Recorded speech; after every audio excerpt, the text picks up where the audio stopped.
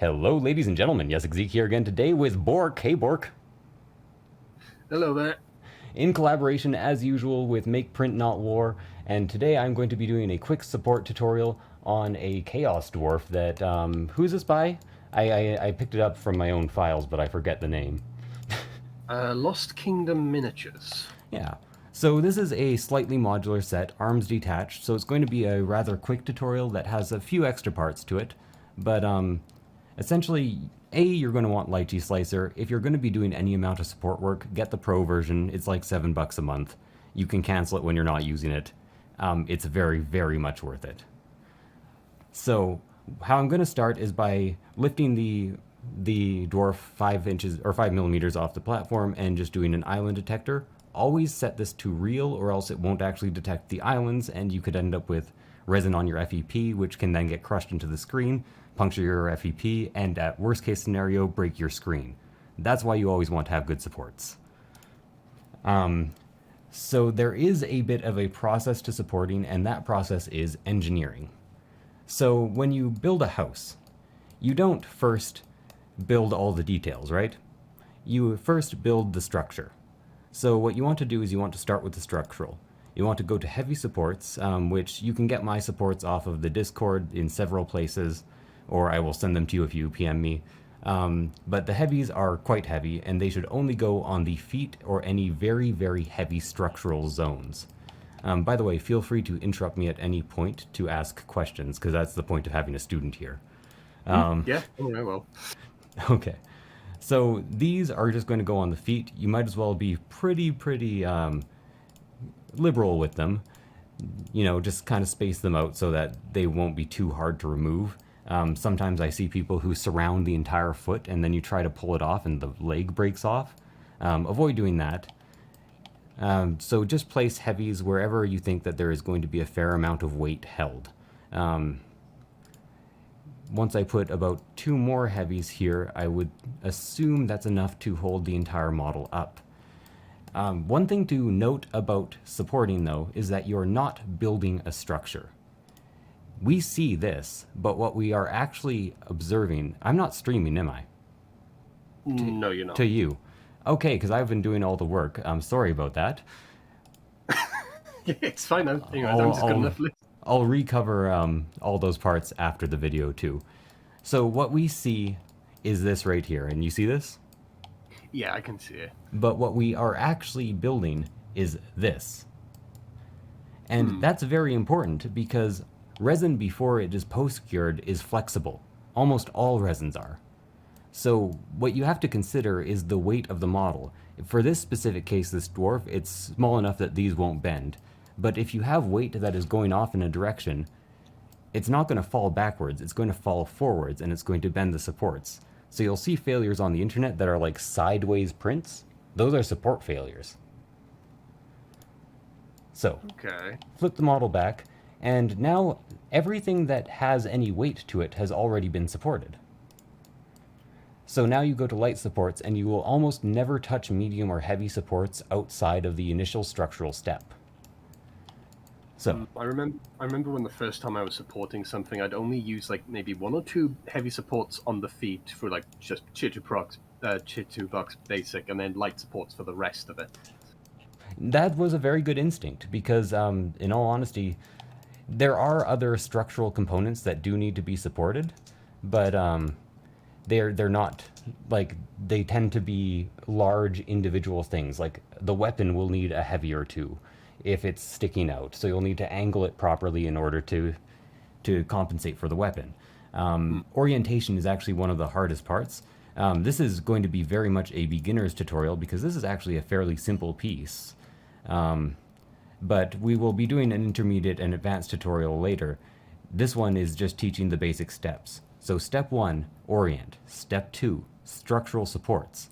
Always do the structural first. If you start doing the detail, you'll cover things up and get lost. It's a bit like building or pouring the cement foundation and then starting to just throw the decorative stair carvings into the pit. You know, you don't do it. Yeah, it's a bad idea. Build the foundations, and then once that's all sorted, get all the detail work in. Yeah. So here I'm actually using my lightest supports, which are 0.25. However, 0.25 is not the lightest support that will work. It's just the lightest support that I generally use. Often for things that are this simple and that don't need to carry weight, I will go down to 0.12 or even as low as 0.09 if the model is very, very complicated. And sometimes, if you see, like, this actually does have a bit of weight to it, I do what I call chandeliering. I use the word chandeliering because it reminds me that I am actually holding this backwards and that I'm hanging this thing. So a chandelier needs at least 3 points of contact in order to hold something stable. So that's exactly what you do if you chandelier something. 3 points of contact from different angles.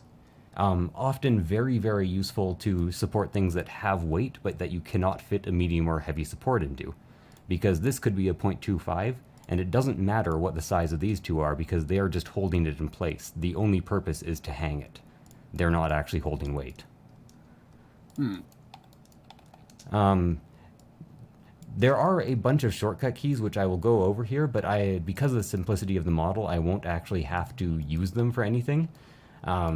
So check out the intermediate support to see some of the more intricate uses of it. But one of them is holding Alt. If you hold Alt, it can actually parent. It's a way of drawing a support. So you can parent this to this and save yourself a bit of resin, especially since this isn't holding any weight. And then another control that you have is Alt and Control. That is to draw mini supports. So you can actually draw a support from one point to any other point, either on the model or off the model using that. The issue with these supports is that they're super thin, and when you take them off, they'll actually kind of act like hairs. They're flexible. So you have to shave them off with a scalpel, unless you then go to the base tip over here and expand it. At this point, it will actually snap off the model instead. So that is how you want to be using mini supports, and those are one of the most useful implements in Lychee Pro, and pretty much the reason you want to use Lychee instead of Chitubox. You'll notice that I often am changing support sizes without actually going into the support menu. The reason for this is I want to use my keyboard or move my hands from Alt, Control, and Shift as little as possible. So you can often just pick up all the support settings of a support you've already made custom by just clicking on it and then continuing on. By the same reasoning, if I suddenly wanted this to be a medium or a heavy, it changes. So you don't want to be changing supports by hitting these buttons very often because that's actually modifying your current support. So let's bring the base tip or make this a light again, and then bring the tip down to where I want it to be, which is 0.12. 0.12 is a pretty safe point for high detail. If you're very, very good, you can go down to 0.04, but you have to use them incredibly carefully if you're going to be holding any weight with them. So I wouldn't recommend it for anyone other than a very advanced user. Okay. But 0.012 can hold weight, especially if you're using chandeliering techniques. So it's a very, very good place to stop. While I'm giving the tutorial, I might as well also say, if you're using any cubic resin at present, please change resins. Any resin is better, but Soraya Fast is the most commonly available. If you are in a country that cannot get Soraya Fast, I highly recommend picking up Nova 3D, which has fantastic print resolution but a tiny bit more brittleness. Any cubic resin, which is the resin a lot of people get because it's the cheapest or first that they encountered, has a few viscosity issues. Viscosity of resin can increase the suction on the model, and it's kind of like pulling a boot out of mud, except instead of being held on by a foot, the model is only being held onto by all these really light supports. So highly viscous resins are not meant for miniature supporting. You're trying to build a castle out of sand. And I know sand castles are a thing, but I couldn't think of a better metaphor. Well, the only resin I've got currently is Elegoo resin, but it's the water washable, because at the time when I got my printer, I didn't really know where to get access to the alcohol solution to wash regular resin. I thought, I'll just get this water washable resin, and It's mostly been fine, It but is I'm not fine, though. I very much understand. Another interesting note about resin, and sorry for interrupting, is that if resin has, if it has an addendum on it, if it's water washable, if it's eco, there's a reason most resins don't have that. You're losing something. You're either losing strength, you're losing shore hardness, you're losing elasticity at break, or you're losing price. So if you're buying cheap resin that is water washable, it is going to be horrible. And in all honesty, water washable resin isn't even water washable. You should be washing it in at least 10% IPA. This is information that I've gotten from Soraya Tech itself, who makes Soraya Simple, which they say is much like all the other water washables out there, except they don't claim it's water washable because you shouldn't be water washing it. Um, So I'm going to be moving on to the next piece here, but I have a bit more resin talk since you brought up the topic here.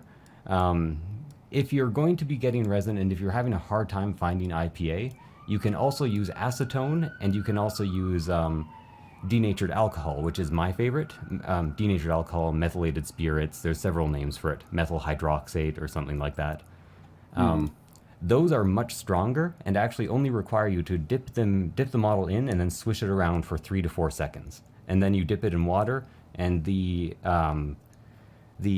hydrophobic reaction of the alcohol will actually blast the remaining resin off the model. And then you cure it in water as well, because water curing actually prevents warpage on the part, because the extra resin isn't reacting to air, which can stop the reaction and slow it down. And it also disperses the light, making for a more even cure.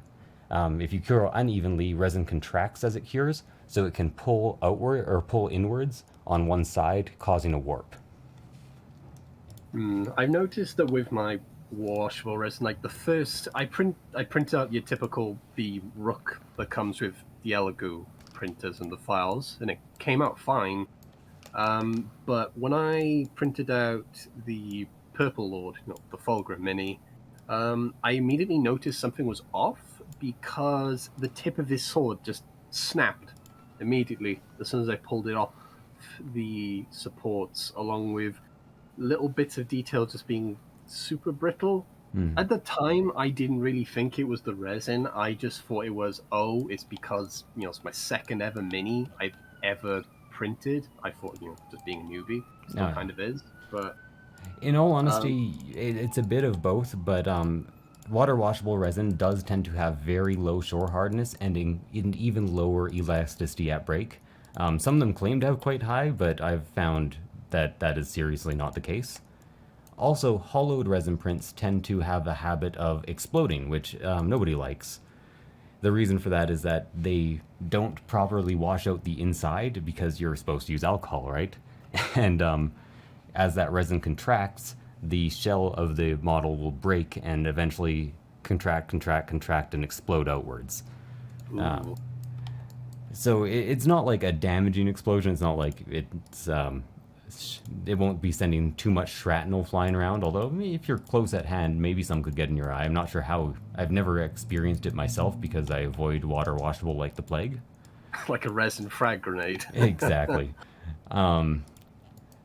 But I find it very important, and you might notice a lot of the information out there isn't very scientific in its nature, but resin printing is a scientific process. So resin printing itself is science, the support work itself is engineering. It's just old school engineering where you do it mostly through rule of thumb. It is important to get a general understanding of the tolerances of your machine and the tolerances of the material of resin that you're using. If you can get it, I do highly recommend Soraya Fast. If you can't get it, which it's kind of expensive in the UK because the UK did some stupid stuff. With that, I'm sorry, you're gonna have to go in. I'm gonna have to elaborate on the stupid stuff they did to. Yeah, we do a lot of stupid. Unless you're referring to the B word, then the B word. They voted to take away most of their own rights. Don't remind me. I still remember when that happened. I'm so sorry. But anyways, because of that, Soraya doesn't want to deal with taxation issues going into the UK, and therefore they let Amazon and resellers deal with it, so that's problematic. You can still get good resin, you just have to kind of go to AliExpress and get Novastan.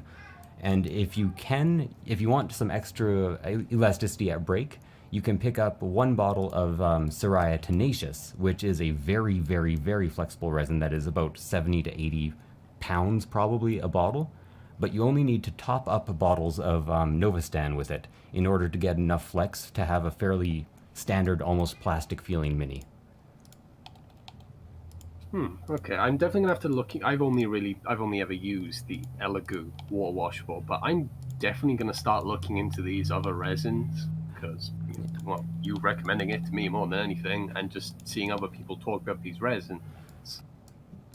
Yeah. Because there's speak on the brittleness of water washable. I printed off some chaos, like these chaos. I'm gonna look up the guy's name who did the files quickly. I'm just going to quickly go through my folder. Okay, while you're doing that, I'll continue to explain what I'm doing here.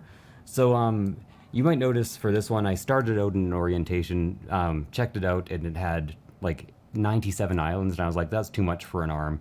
Then I changed it to this orientation. There are certain shapes that will naturally want to self-support if you print them. One of them is a triangle or a pyramid. Another is like a cylinder, another is an X. If you find those shapes in your models and orient around those shapes, you'll end up with much less islands, many less islands, and a self-supporting model. So after you put the heavies down, most of the model will support itself. So that's why I have a nice pyramid here, and I've made sure that all of these little spikes are pointing upwards.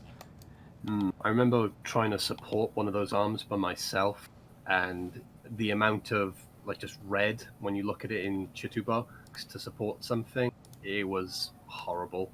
I was almost crying, but yeah. I found the guy I was on about.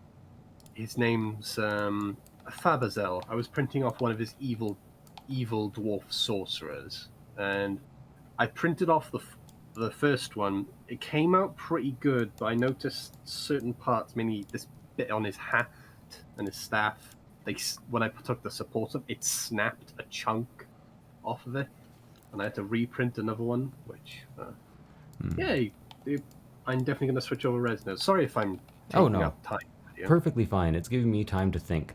So here I'd like to always anchor with heavy supports, but that's because of business and because of people being bad at printing. You don't actually need to anchor with heavies. Instead, you can you can chandelier by putting 2 more supports, which is what I'm going to do for most of these. Or you can create a long support by lining up small supports very closely. So you can have a support that is 0.35 or 0.7 times 0.25, and that will hold a lot more weight. But I always like chandeliering because death by 1,000 cuts. When you're changing settings for your supports, always make sure that you're clicked off previous supports or you're going to have some issues. Let's chandelier that. And then I'm also going to have these teeth, unfortunately, hold weight, so I'm going to have to put 2 supports each on the teeth of these skulls. Fortunately, they're not realistically modeled teeth, so they're flat all around, and I can just do it like this here. This white line is very important because that is actually your indication for how much weight is going to need to be held by the supports. Because these 4 supports here, which are tiny, tiny supports, will hold this much weight before meeting up with the rest of the model. Yeah, definitely need more supports there, just so it doesn't collapse in on itself. And because it's the anchoring point, exactly. If this was just a regular detail, then you would need less supports, but since it's an anchoring point, I'm kind of putting some supports inside the teeth where they won't be seen. Also, 0.12 supports, if they're done properly, will snap off with no effort. Another thing you really want to avoid is a contact angle of anything other than 90 degrees to the model. So for example, I'm just going to put a light here, but you might notice if I were to take this and drag it this way, suddenly it's contacting the model at the diagonal. That's not a 0.25 support. Suddenly that's actually kind of a 0.45 or a 0.55, and when you snap this off, it's going to leave a massive mark. It's going to be ugly and you're not going to like it. Try to get the angle as close to 90 degrees at all times as possible, and you'll end up with a much nicer model in the end. So here I can't actually place a support straight up and down, so instead I'm just going to hold Alt and Control, and then I'm going to create a mini support, which will have a better angle, expand the base tip so it snaps off properly, and then move on. Here I'm going to have a bit of a hard time getting supports in here that, well, first of all, some of them are fake islands. You always have to watch out for fake islands. There are certain things that Lychee doesn't like. But a good way of dealing with that is by putting supports where they don't matter at all, here and here, and then clicking off, changing the support tip size to be as small as you need it to be, and then grabbing mini supports. Interesting thing about resin is that it actually bridges a lot better than people think. It's just that the bridge can't hold weight. So you have to make sure that the bridge is holding almost nothing. But if the bridge is holding nothing, it will build. And if you want to then have the bridge hold something, then you can support the bridge itself from underneath. So let's get the last couple supports in here, which I'm going to once again build straight up and down in order to get that good angle. And one more mini support, I think, in here. A lot of these might have been fake islands, but I didn't see any harm in getting a couple supports since it's the back of a beard that will not be seen. Besides, you're just teaching people how to use the system more. It's a handy learning tool. Exactly. So here I've put a medium because that is going to have to hold about this much weight before it joins up. I'm actually quite glad that I put some bracing supports here, because if we were to flip this to an orthographic view, or not an orthographic, a regular view up-down, you'll notice that it's going to start falling this way, right? Unless we have something to hold it. So these two supports right here are going to hold it, and just because I'm a bit nervous about it, I really don't like sideways prints, here where it's never going to be seen, I'm going to place a medium as well, and that's going to stabilize it from all angles. You can see, imagine this hanging on the ceiling. Would it fall? No. So let's flip it back around. If you can imagine it swinging from that position, then you might have an issue. Yeah, definitely. I can imagine that, clearly. And one of the issues a lot of people have with supporting is they just think of it as placing supports on islands. It's engineering. Build the thing properly. Build a structure that works. Yeah, that's how I used to think about it when I first started looking. I was thinking, oh, I just got to stick the line on the black dot, and it'll be all A-okay. No. Yeah, and then I really like it when people find me or my channel right away, because there's so much not bad knowledge out there, but people just parroting what has worked and not the reasons why it has worked. So you never actually get the deeper knowledge that you need in order to make these structures or to use these programs. You never get the science involved, and the science is so important and so interesting too. Why would you not learn it? No, it's always good to learn how something is built, because you could possibly use that info in future, and it is just genuinely fascinating to see. I worked with isopropyl alcohol before. I've done courses on prop making for films and television, and I had to work with that stuff a lot, along with stuff like fiberglass. And now it kind of ruins the fun a little bit for films and such, but I can recognize what things are made of and how they were built from like a couple of minutes of just looking at it, which is it's interesting that you have that history, because this is a fair expansion of that exact category of thinking and that exact skill set. Prop making and this type of engineering is the kind of the way forward of the future for props, especially with the new large scale resin printers coming out, like the Sonic Mega 8K, which has the most ridiculous awesome build plate that I've ever seen, and I want it. I'm just happy to have an Elegoo Mars Pro too, to be honest. But the first time I got my printer, it didn't go well. It came in broke for me. Oh, that's the other thing. I always tell people when they find me to keep the receipt and be ready to hit the return button in an instant. A lot of these companies are Chinese and have the scientists and the engineers who make the products care. but the product manufacturer is outsourced to a random factory that happens to have the technology. And there, they appear to have absolutely no quality assurance, no quality control. So Oh, you should just always be ready to hit the return button on a 3D printer because about, I would say, 25% of them come broken. I'll explain a little story of how it went. So I had this printer for Christmas because Black Friday was just going on, and I got it for a discounted price. I was very happy with it.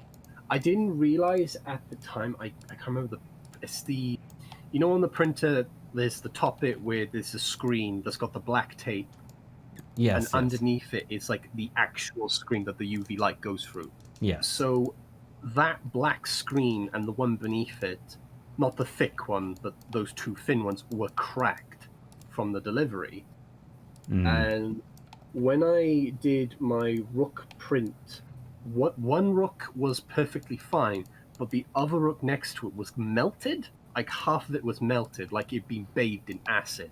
And the resin tank had this big pool of cured resin stuck to it, which I was thinking, okay, probably just me not being good at printing yet. I didn't chalk it up too much. Well, Tried printing. in all Sorry, go. honesty, one of the skills of printing is recognizing broken systems because of how bad the QA is. So, Yeah, I had to figure out through a bunch of people, like Discord helped so much when I had the problem. I was sending pictures from my phone saying like, "Hey, my cures are half melting. I don't know what's going on." Saying, "Oh, have you checked your your UV plate? Is it good?" So I did a UV exposure test, and I looked it in, and yeah, there was a crack or two. I was thinking, oh god, I'm gonna have to get a refund or something for this, or replacement. So I contact Amazon, and the guy in Q&A, he goes, "Oh, we can't send you a replacement machine or replacement part because we're just the supplier. You can only get a refund." And of course, I had it at discount, so I wouldn't be able to get a brand new machine. So I was thinking, okay, I'll and people were recommending in the Discord, "Oh, go contact Elegoo directly." So I contacted them. New Year's was going on at the time for them, so the response was like delayed by a couple days. But yeah, they got back to me. Nicest customer service I've ever talked to. They sent me a replacement LCD screen with no effect on my warranty. yes, because of how bad the manufacturer is, a lot of the companies actually do have very good customer support. I've now extended this into a completely different model in order to keep talking since you were telling the story. But Again, sorry if I was dragging out. no, but often it is very good to contact the customer supports of these companies and don't stick to only email. Message them on Facebook Messenger, find their Discord, message them there, because often you'll just find the one person who cares, and that person will send you a refund or a discount or a new screen. Mm. Also, use Amazon to buy your printers if possible because their return policy is so ridiculously good, and there's a fair chance that you'll have to return any printer you get. So these ones I'm gonna give a bit of an instruction on these here. So you might notice that I have once again found the triangles and oriented them around it. And what I'm going to start by doing is chandeliering because I need to hold a bunch of weight here. These are quite large. So I'm going to hold from at least 5 points, and they're all going to be heavies. This is a visible section, and I have put a heavy on it. The reason I don't care is because this is naturally bumpy, so any mark it leaves will appear natural. If you can at all, you're going to want to re-sculpt the model when you place the supports. Make sure that the mark that is left, because every single support counts as a little eraser tip, make sure that the mark that is left looks natural. So here I'm going to use one heavy, and then I'm going to chandelier again around it, and then there are two islands around that for increased stability, so I'm going to go ahead and place there and there. This could be considered a fake island, but one thing you want to watch out for is when the little white line or the little white circle turns big. If it extends, that is a large flat object, and those can sometimes have peel issues. So sometimes it's worth putting supports on those anyways. So, yeah, there we go, support there. And then going to go to medium here just because this is so large. I don't usually go medium for this type of thing, but these are all just going to line up. I'm not going to have too much issue with these swinging to the left or right here, which is why I'm not supporting too much from the left or right. Usually I would try to put a few extra braces in case the weight swung in that direction. In all honesty, I could be using mirroring for this, and I probably should have. There is a mirroring setting for things that are perfectly symmetrical. If you head to manual supports here, there's right here, none, X, Y, Z to mirror from the different axes. If you're going to use those, you're going to want to make sure that in the on the X axis, you only want to rotate by factors of 90 degrees, or else the mirroring won't work. Because if you adjust them in any other way, you'll end up with like a very skewed model, and it just won't print. Like the mirroring doesn't make sense anymore. It's not even anymore. So you might notice this angle is absolutely terrible. So instead, let's get a mini support going down to here. Perfect. And actually, you know, I did the same thing right here, had a horrible support because I was being lazy. So let's go ahead and do that. And then this right here is going to require at least 2 mediums because they're coming in at an odd angle. That has turned red because it thinks it's too close to the model. When it turns red, just check to make sure that it's actually at least 0.2 away from the model. It's very easy to tell what 0.2 is because it's about the size of a light tip. So you can actually use the tips to measure. So let's go ahead and hit this from 2 separate angles, and then this is just building straight up, right, in terms of forces, because it's being held from those 2 angles, so it's building upwards. Now let's go ahead and do the same on the other side. In all honesty, now that I've done it once, I'm like 2 lights will be enough for this, so let's go 2 lights, and then it only has to carry this much. So now all that's left is these little spikes here. So I'm going to go ahead and, oh, this is a bit of a bigger spike, so maybe this has to be done from 2 angles as well. One thing you want to watch out for is you want to avoid tying the model in. So if these 2 supports get connected somehow, then when you try to lift the model out, you have to break one of the 2 support pillars in order to get it out. And that requires clippers, so don't do that. Let's go ahead and do this. One more right here. And then everything else can probably also be lights. Since this is a nice big model, it's going to be very hard to see any of the marks left by light supports, so I'm not even going to bother reducing it. Just trying to make sure that the angle of attack is quite good on these so I can maintain the nice sharp point. Hitting spacebar takes you into this advanced mode. You can't place any more supports in this mode. This is a pro feature, but you can do things like that in order to get good angles. And then pull it down so that you make sure it's building up the whole way. Again, holding Alt here, I actually am going to create a support that is parented onto this. Then I'm going to pull it out so it's not touching the model anymore, and save some resin that way, and also get a good angle on the support. Make sure it's not actually touching the model. It kind of is right there. That is smaller than 0.02. So let's go ahead and actually decrease the size of this using the widget. The use of the widget to decrease the size is a very useful implement in Lychee. And then let's actually make sure that, like, look at this. This is ugly. Take this and kind of adjust it so it's just a nicer contact. And you know what, while I'm at it, reduce the size a bit and get it right there. Perfect. Excellent. Now, I should have mirrored this and done it on the other side, so I'm not going to quite do that since it takes some time, but I will support these 3. Well, I will do it. Let's be honest, I'm going to finish this. That's a good enough angle, but, you know, don't be lazy. If you have time, consider this a part of the hobby. It's as enjoyable in a lot of ways as, you know, preparing a model off the sprue. You can get joy out of it. It is a job that you can do well. So try to get joy out of it. Listen to an audiobook, listen to some music, have some friends on chat. You know, we have the hobby night chats in the Discord. Start one of those, request one. Because a lot of the times a mod is literally just waiting for somebody. So let's just make sure you have some entertainment and just have at her. I do a lot of models that have thousands of supports, and the thing you have to do, follow the same process, do the structural stuff first, but then just go. Like, it's all about just making sure you're getting all the islands with all the details and making sure that you're holding the weight in the right ways. There's literally just weight distribution. Yep. So let's flip this around and see exactly how it looks. This isn't something I do often, but it is useful for beginners. So those are hanging, if they were hanging from the ceiling, I'd say that would probably be stable.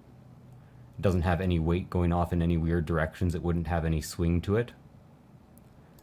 So that's done. And then we save. I do have a macro for this, which is why it's so fast.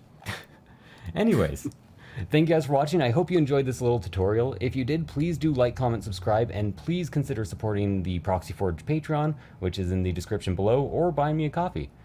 Anyways, thank you guys for watching, and I will see you guys next time. Bye.